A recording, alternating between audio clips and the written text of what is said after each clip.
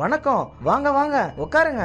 வணக்கம்லாம் இருக்கட்டும். இந்த இடத்துல பெரிய கம்பெனி வரப்போகுது. அதனால இங்க இருக்க மரத்தெல்லாம் வெட்டி சுத்தம் பண்ணணும். ஐயா, நாங்க கஷ்டப்பட்டு இந்த மரத்தை சின்னதுல இருந்து வளர்த்துட்டு இருக்கோம் ஐயா. யோ, நான் எவ்வளவு காசு வேணா தரேன்யா.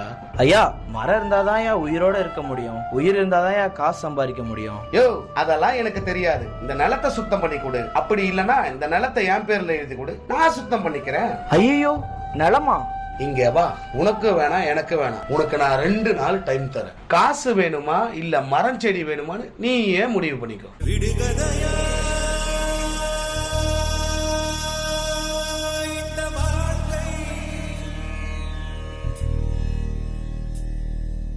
விடை தருவா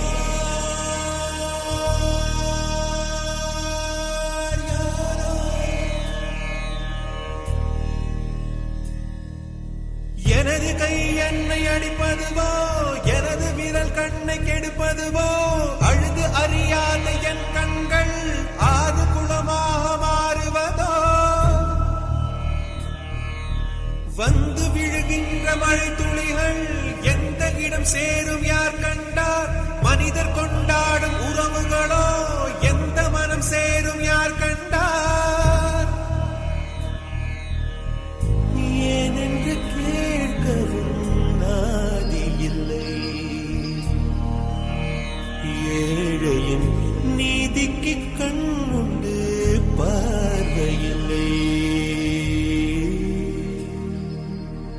பசுவினை பாம் என்று சாட்சி சொல்ல முடியும், காம்பினில் விஷம் என்ன கறக்கவ முடியும், உடம்பில் வழிந்தோடும் உதிரம் உனை கேட்கும், நான் செய்த தீது என்ன, நான் செய்த தீது என்ன. ஐயா, இந்த குப்பையை எங்க கொட்டுறது? இந்த உதவாத நிலத்துல போய் கொட்டு.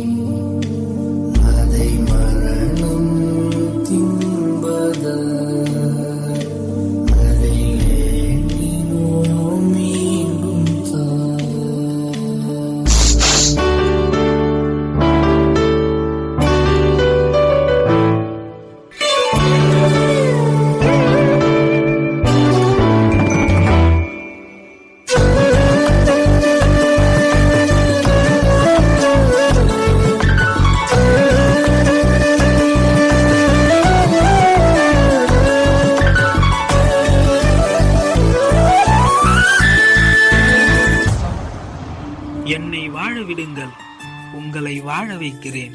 சுற்றுச்சூழலை சுத்தப்படுத்துவதே எனது வேலை. குளம் குட்டைகளின் மண்ணரிப்பை தடுப்பதும் எனது வேலை.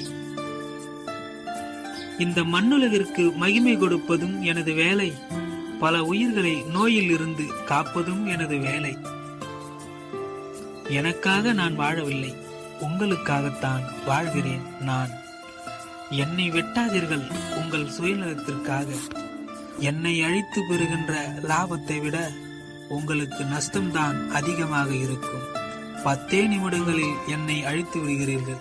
நான் இருந்தால் 10 நிமிடங்களை கூட 10 ஆண்டுகளாக ஆயுளை நீட்டித்து தருவேன் உங்களுக்கு. என் உயிர் இல்லை என்றால் உங்கள் உயிரும் வாழாது.